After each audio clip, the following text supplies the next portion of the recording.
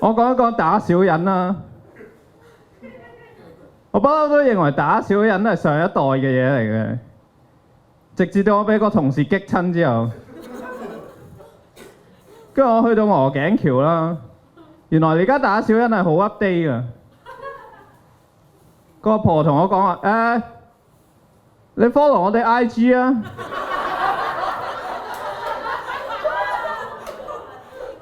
我嚇？你 IG 係咩啊？跟住佢話 Hit Little People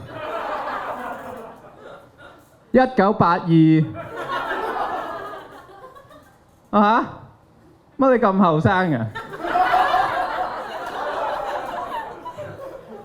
佢話係啊，你裝翻我哋個 app 啊。跟住裝咗佢個 app，揾咗幅同事個相俾佢睇，佢話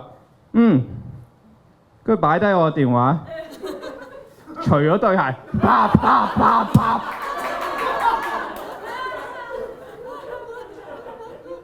我話我個電話冇啦，佢仲越打越大力喎。你個同事冇女溝，鬼叫佢個樣咁戇鳩。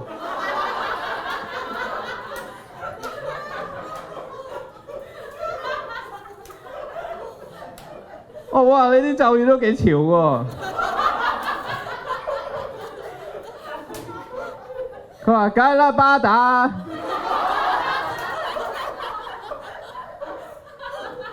我哋做細一要升呢㗎嘛。如果唔係就 GG 㗎啦。我話犀利犀利。跟住走之前咧，佢話嗱，呢度有張 coupon。你下個月嚟就8折嘅，咁所以你哋唔好激親我啊！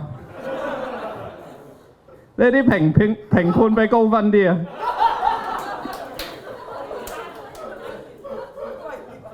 我已經換咗新電話啦。